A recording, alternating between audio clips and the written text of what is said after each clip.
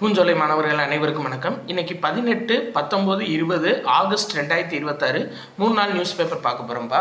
So headline பார்த்தீங்க அப்படின்னா ரூபாய் 75,000 வரை பயிர்க்கடன் முழு தள்ளுபடி அப்படின்னு சொல்லி கொடுத்துருக்காங்க. அதாவது 75,000 வரையும் சரிங்களா. அதாவது கூட்டுறவு வங்கிகளில் பயிர்க்கடன் 75,000 வரை பெற்ற விவசாயிகளுக்கு 100% முழுமையாக கடன் தள்ளுபடி செய்யப்படும்னு சொல்லியிருக்காங்க. ப்ளஸ் கூடுதல் இன்ஃபர்மேஷன் பார்த்தீங்க அப்படின்னா 75,000 1 லட்சம் இல்லை அதுக்கு மேலே பயிர்க்கடன் வாங்கினவங்களுக்கு அதிகபட்சமாக 35,000 வரை தள்ளுபடி தரப்படும் அப்படின்னு சொல்லியிருக்காங்க சரிங்களா. இதை மேலோட்டமாக பார்த்துக்கோங்க. பட் நம்மளுக்கு மெயினான இன்ஃபர்மேஷன் இதுதான். முதல்வர் காப்பீடு 70 வயதை கடந்தவர்களுக்கும் இலவச சிகிச்சைன்னு சொல்லி கொடுத்துருக்காங்க. ஏற்கனவே நம்மளுக்கு ஆயுஷ்மான் பாரத் திட்டம் இருக்குது பார்த்தீங்களா. மத்திய அரசு சார்பாக கொண்டு வரப்பட்ட ஆயுஷ்மான் பாரத் திட்டத்தில் அதாவது 70 வயசு கடந்தவங்களுக்கும் அதாவது இன்சூரன்ஸ் கொடுத்துருந்தாங்க சரிங்களா. அதை பேஸ் பண்ணி நம்ம தமிழ்நாட்டிலையும் கொண்டு வந்திருக்காங்க முதல்வர் முதியோர் காப்பீடு திட்டம். அதில் வந்து பார்த்தீங்க அப்படின்னா 70 வயதை கடந்தவர்களுக்கும் இலவச சிகிச்சை வழங்கப்படும் அப்படின்னு சொல்லியிருக்காங்க. இது ரொம்ப முக்கியமான ஒரு இன்ஃபர்மேஷன் சரியா. அடுத்து இந்த பாருங்க. பொது சுகாதார அமைப்பின் அடித்தளமாக விளங்கி வருவது தமிழ்நாடு பொது சுகாதார சட்டம் 1939. இந்த சட்டம் இயற்றப்பட்டு 87 ஆண்டுகள் ஆகிவிட்டன அப்படின்னு சொல்லி கொடுத்துருக்காங்க சரிங்களா. இதில் என்ன சொல்லியிருக்காங்க அப்படின்னா அதாவது வீடுகளில் சுயமாக பிரசவம் பார்க்கறது சட்டப்படி குற்றம் அப்படின்னு சொல்லியிருக்காங்க சரிங்களா. இந்த சட்டத்தில் வீடு மற்றும் மருத்துவமனை அல்லாத இடங்களில் சுய பிரசவம் பார்ப்பது சட்டப்படி குற்றம் அப்படின்ற புதிய பிரிவு சேர்க்கப்படும் சொல்லியிருக்காங்க. எதில் அப்படின்னா தமிழ்நாடு பொது சுகாதார சட்டம் 1939. இது ரொம்ப முக்கியமான இன்ஃபர்மேஷன்ப்பா, கண்டிப்பாக கேட்பாங்க. தமிழ்நாடு பொது சுகாதார சட்டம் எந்த ஆண்டு இயற்றப்பட்டது அப்படின்னா 1939. சரி ரைட். இதில் வேற இதில் அவ்வளோதான். அடுத்த நியூஸ் பார்க்கலாம்.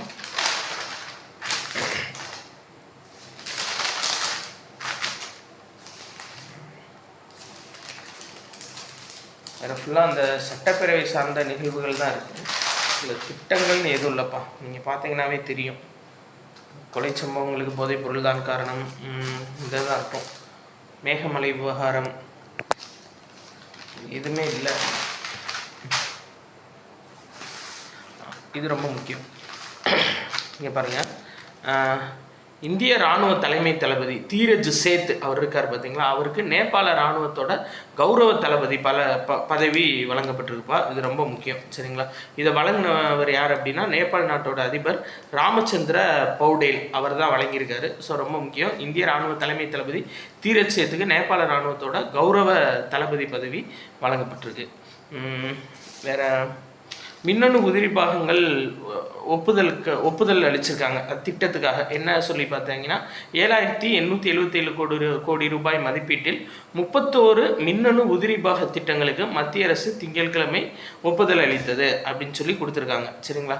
இதில் வேற எந்த இன்ஃபர்மேஷனும் இல்லைப்பா. இல்லை அவ்வளோதான், வேற இன்ஃபர்மேஷன் இல்லை. இது ரொம்ப முக்கியம். அதாவது வளர்ச்சி அடைந்த பாரதத்துக்கான வங்கி செயல்பாட்டை இலக்காக கொண்டு புதிய உயர்நிலை குழுவை மத்திய அரசு அமைக்க உள்ளது அப்படின்னு சொல்லி கொடுத்துருக்காங்க. அதாவது என்ன சொல்லியிருக்காங்க அப்படின்னா அந்த 2047 நம்ம பார்த்தோம்ல விக்சித் பாரத், அந்த இதில் வளர்ந்த பாரத முன்னெடுப்பு கீழே எல்லாருமே வங்கியை எளிதாக அணுகிறதுக்காக ஒரு உயர்நிலை குழு அமைக்க போகிறாங்க. இதில் பாருங்கள், இந்த உயர்நிலை குழு என்ன செய்வாங்க அப்படின்னா நிதி தேவைகளை நிறைவு செய்யும் வகையில் வங்கிகளின் தரத்தை உயர்த்தும் செயல் திட்டத்தை இந்த குழு பரிந்துரைக்க உள்ளது. வங்கிகளோட தரத்தை எப்படியெல்லாம் உயர்த்தலாம் அப்படின்றத இந்த குழு சொல்லுவாங்க. ப்ளஸ் கூடுதலாக இந்த பாருங்க, சேமிப்பு திரட்டல், இளைஞர்களுக்கான வங்கியியல், முதலீடு ஊக்குவிப்பு, உலகளாவிய திறன் மையங்களுக்கு ஆதரவு, வேளாண்மை மற்றும் தோட்டக்கலை மதிப்பு கூட்டல் கட்டமைப்பு சரிங்களா. இது எல்லாத்தையுமே பார்த்தீங்கன்னா இந்த 7 கருப்பொருள்கள் அடங்கிய இந்த மாநாடு நடைபெற்றுச்சுன்னு சொல்லியிருக்காங்க. ஆக்சுவலாக என்ன அப்படின்னா ரைட், நபார்டு தலைவர்கள் இயக்குநர்கள் தலைமை பொறுப்பேற்றனர்.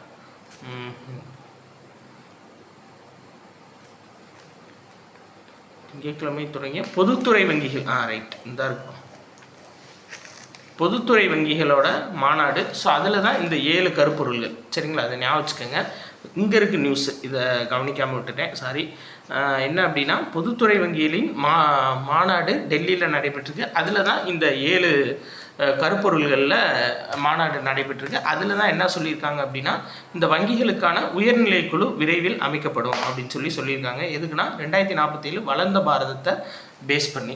அடுத்து ஆளில்லா விமானம் குத்தகைன்னு சொல்லி கொடுத்துருக்காங்க. என்னன்னா அமெரிக்காட்டிருந்து கடல் பாதுகாவலன் அப்படின்ற விமானம், அதாவது சி கார்டியன் அப்படின்ற ஆளில்லா விமானத்தை குத்தகைக்கு எடுக்க இருக்காங்க. அந்த விமானத்தோட மாடல் பேர் Q9B சி கார்டியன். சரிங்களா, Q9B சி கார்டியன் அப்படின்ற ஆளில்லா உளவு விமானத்தை வந்து பார்த்தீங்க அப்படின்னா நம்ம இந்தியா அமெரிக்காட்டிருந்து குத்தகைக்கு வாங்க போகிறாங்கப்பா.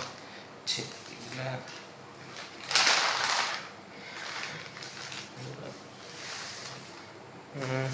இந்த வருகையில் ஆவணப்பதிவு பத்திரப்பதிவு துறையில் புதிய சட்டம்னு கொடுத்துருக்காங்க பார்த்தீங்களா.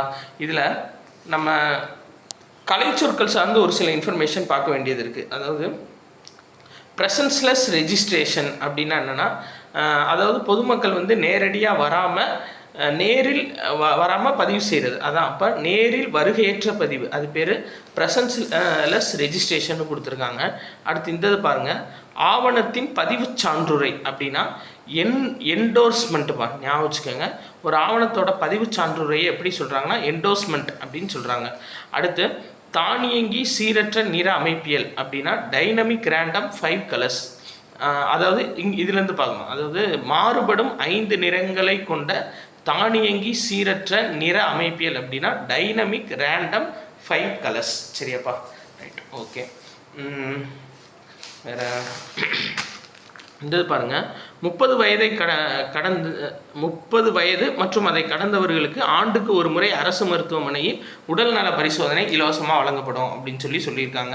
இதுக்காக மொத்தம் 295 அரசு மருத்துவமனைகள், 463 நகர்ப்புற சுகாதார நிலையங்கள், 39 நகர்ப்புற சமுதாய மையங்கள், இதிலெல்லாம் வந்து பார்த்தீங்க அப்படின்னா 30 வயதுக்கு மேற்பட்டவங்களுக்கு கட்டணம் இல்லாமல் 14 சிகிச்சைகள், 14 பரிசோதனை, சிகிச்சை கிடையாது, 14 பரிசோதனை வந்து கொடுக்கப்படும் சொல்லியிருக்காங்க. இதில் இரும்பு கண்மணி திட்டம் அப்படின்றது ரொம்ப முக்கியம்ப்பா. ஏன்னா வளரிளம் பருவ மாணவிகள் இருக்காங்க பார்த்தீங்களா, அவங்களுக்கு இரத்த சோகை அது அதிகமான பிரச்சனையாக இருக்குது. ஸோ ஹியூமோக்ளோபின் எஸ்டிமேஷன் இது எல்லாத்தையும் கண்டறிஞ்சு சிகிச்சை வழங்குறதுக்காக என்ன அப்படின்னா இரும்பு கண்மணி திட்டம் கொண்டு வரப்பட்டிருக்கு. சரிங்களா, ஓகே. அடுத்து இந்தது நம்ம பார்க்க வேண்டியது தென் மாநில முதல்வர்கள் மாநாடு சென்னையில் கோவளத்தில் உள்ள ஒரு நட்சத்திர விடுதியில் நடக்கிறதுக்கு. இதில் தமிழ்நாடு, ஆந்திரம், கர்நாடகம், கேரளம், தெலுங்கானா இந்த மாநிலங்களோட முதல்வர்களும் புதுச்சேரி யூனியன் பிரதேச பிரதிநிதிகளும் பங்கேற்க இருக்காங்க. சரிங்களா, ஓகே. வேறு எதுவும் இல்லை.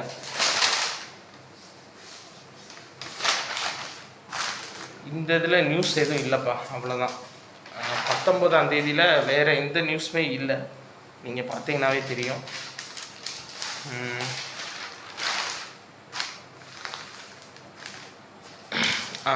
இந்த பாருங்கள், 17 பேருக்கு அர்ஜுனா விருது கொடுத்துருக்காங்க. ஆனால் இந்த தடவை கேல் ரத்னா விருது கொடுக்கல. சரிங்களா, இதில் பாருங்கள், தடகள வீரர் தேஜஸ்வின் சங்கர், செஸ் வீராங்கனை திவ்யா தேஷ்முக் உள்ளிட்ட 17 பேருக்கு 2025ஆம் ஆண்டுக்கான அர்ஜுனா விருதை மத்திய அரசு அறிவிச்சிருக்காங்க. ஆனால் கேல் ரத்னா தியான் சந்த் கேல் ரத்னா விருது அறிவிக்கலை. Okay, right. இதில் பாருங்கள், தேஜஸ்வின் சங்கர் தமிழ்நாட்டை, இதில் தேஜஸ்வி சங்கர் யார் அப்படின்னா தமிழ்நாட்டை பூர்வீகமாக கொண்ட குடும்பத்தை சேர்ந்தவர் அப்படின்னு சொல்லி கொடுத்துருக்காங்க. அதே மாதிரி வாழ்நாள் சாதனையாளர்கள் பிரிவில் கால்பந்து வீரர் மற்றும் பயிற்சியாளர் அருமை நாயகம். சரிங்களா, ரொம்ப முக்கியப்பா. யாருன்னா கால்பந்து வீரர் மற்றும் பயிற்சியாளர். சரிங்களா, வாழ்நாள் சாதனையாளரில் அர்ஜுனா விருது பெறவர். அவர் பேர் என்னன்னா அருமை நாயகம். உள்நாட்டு கால்பந்தில் தமிழ்நாட்டு அணிக்காக விளையாடி இருக்கிறார் அப்படின்னு சொல்லி கொடுத்துருக்காங்க. சரி, ரைட். இருக்கு பாருங்க, அர்ஜுனா விருது வாழ்நாள் சாதனையாளர் அருமை நாயகம் அவங்களுக்கு கொடுத்துருக்காங்க. துரோணாச்சாரியார் விருது பர்வீர் சிங், சோட்லால் யாதவ், நேஹா சவான். சரிங்களா, இவங்களுக்கு துரோணாச்சாரியார் விருது கொடுத்துருக்காங்க. ஸோ இதை அப்படியே பாஸ் பண்ணி நீங்கள் ஒரு தடவை எழுதிக்கோங்க. சரிங்களா, என்னென்ன விருது கொடுத்துருக்காங்க அப்படின்னு சொல்லிட்டு ஒரு சில முக்கியமானது மட்டும் பார்த்துக்கோங்க. ஓகே, வேறு முதல்வரோட காப்பீட்டு திட்டம் 25 லட்சமாக உயர்ந்திருக்குப்பா. ரொம்ப முக்கியம். ஏன்னா இதுக்கு முன்னாடி முதல்வரோட மருத்துவ காப்பீடு, இலவச மருத்துவ காப்பீடு திட்டம் 5 லட்சமாக இருந்த இடத்துல இப்போ 25 லட்சமாக அந்த சிகிச்சை வந்து உயர்ந்திருக்கு. சரிங்களா? வேறு திருநங்கையர்களுக்கான அறுவை சிகிச்சை செய்வதற்காக கூடுதலாக சென்னை, ஸ்டான்லி, திருநெல்வேலி, தூத்துக்குடி, செங்கல்பட்டு, திருவாரூர், தருமபுரி, கன்னியாகுமரி இந்த 7 அரசு மருத்துவக் கல்லூரி மருத்துவமனைகளை விரிவான காப்பீட்டு திட்டத்தின் கீழே, முதல்வரோட விரிவான காப்பீட்டு திட்டத்தின் கீழே திருநங்கைகளுக்கான அறுவை சிகிச்சை செய்யப்படும் அப்படின்னு சொல்லியிருக்காங்க. பாலுக்கான கொள்முதல் விலையும் உயர்த்தியிருக்காங்கப்பா. ஏன்னா இதுக்கு முன்னாடி 35 ரூபாயாக இருந்தது, 38 ரூபாயாக இருந்தது, இப்போ 41 ரூபாயாக பாலோட கொள்முதல் விலை உயர்ந்திருக்கு. சரி,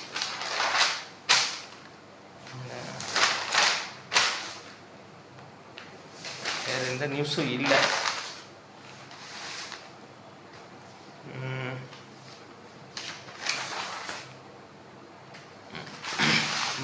அதாவது பாருங்கள், சோனியா காந்தி இருக்காங்க பார்த்தீங்களா, அவங்க வந்து அவங்களோட சுயசரிதை புத்தகம் ஒன்று எழுதியிருக்காங்க. இங்கே பாருங்கள், பிளாங்கிங் எ ஜேர்னி ஆஃப் லவ், இதுதான் அவங்களோட சுயசரிதை புத்தகம். ரொம்ப முக்கியம்ப்பா.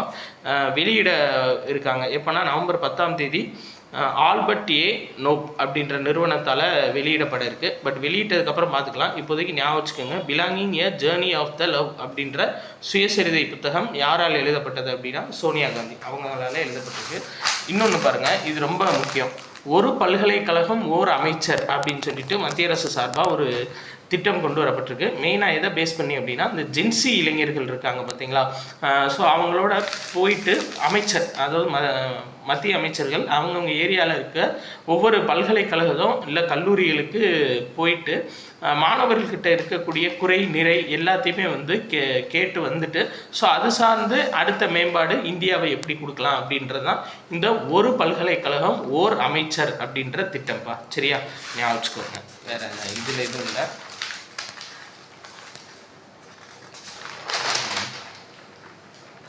சரி, இது இல்லை. இது ரொம்ப முக்கியம்.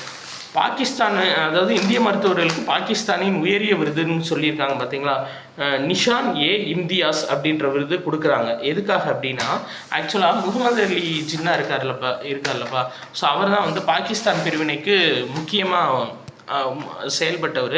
ஸோ அவருக்கு டிபி இருந்துச்சு. சரிங்களா, டிபி இருந்ததை 2 இந்திய மருத்துவர்கள், ஃபார்சி மருத்துவர்கள் கண்டுபிடிச்சிட்டாங்க. பட் அதை வெளியில் சொல்லலை. ஒரு வேளை சொல்லியிருந்தாங்க அப்படின்னா பாகிஸ்தான் பிரிவினையே ஏற்பட்டிருக்காது. ஏன்னா மவுண்ட் பேட்டன் பிரபு அப்பயே சொல்லியிருந்திருப்பார் என்ன அப்படின்னா, இந்த மாதிரி அவருக்கு டிபி இருக்குன்ற அறிக்கை எங்களுக்கு கிடச்சிருந்துச்சு அப்படின்னா நாங்கள் பாகிஸ்தான் தனியாக பிரிக்கவே விட்டுருக்க மாட்டோம் அப்படின்னு சொல்லிட்டு. ஸோ 2 இந்திய மருத்துவர்கள் அதாவது 2 இந்திய மருத்துவர்களுக்கு பாகிஸ்தானோட உயரிய மருத்துவ விருதான நிஷான் ஏ இம்தியாஸ் விருது கொடுத்துருக்காங்க. எதுக்காக அப்படின்னா, முகமது அலி ஜின்னாவோட அந்த உடல் நலத்தை வெளியில் சொல்லாமல் இருந்ததுக்காக. அப்போ அந்த மருத்துவர்களோட பெயரை வந்து இன்னும் சொல்லலை. சரிங்களா, அவங்க வெளியிடாமல் வச்சுருக்காங்க. இப்போதைக்கு நிஷான் ஏ இம்தியாஸ் விருது 2 மருத்துவர்களுக்கு கொடுத்துருக்காங்க.